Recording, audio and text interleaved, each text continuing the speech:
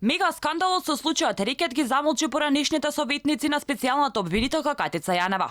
Експертите кои земаа пари да ја советуваат Јанева, а јавно ја фалеа и величаа нејзината работа, сега молчат и надаваат коментар за аферата, каде Поки 13 и Зоки Кичеец се офајдија со 1,5 милион евра, а останатите инволвирани во случајот за сега не се објавени. Алфа ги побара професорот Светомир Шкариќ, Димитар Апасиев, но и новинарот Сашо Ордановски, но конкретен одговор од никого не добивме.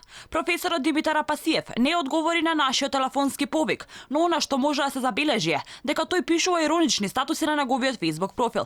Не се сакира за ништо, специјалната, като мори душманке, се дел од пишувањата на Апасиев на социјалните мрежи, а поврзани со случајот Рекет. Апасиев е можеби единствениот член на тимот на СЈО, каде беше советник, кој сам се повлече за да нема конфликт на интереси како член на раководството на Левица. Професорот на правниот факултет Шкариќ, кој исто така беше советник на Јанева, не сакаше да го коментира случајот Рекет. Истакна дека тој како советник имал удел само дали актите се во согласно со уставот, но одговор не даде како гледа на случајот, каде јавноста со прст покажува на Јанева дека е учесник во рекетирањето. А Шкариќ во минатото зборуваше за неа во суперлативи. Сега само истакна дека случајот треба да се расчисти.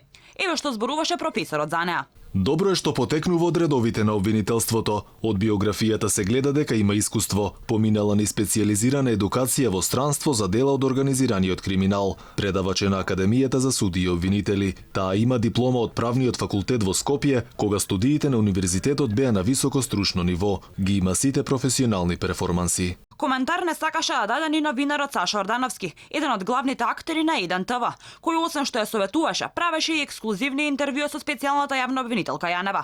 Го исконтактиравме, но тој одби да даде изјава.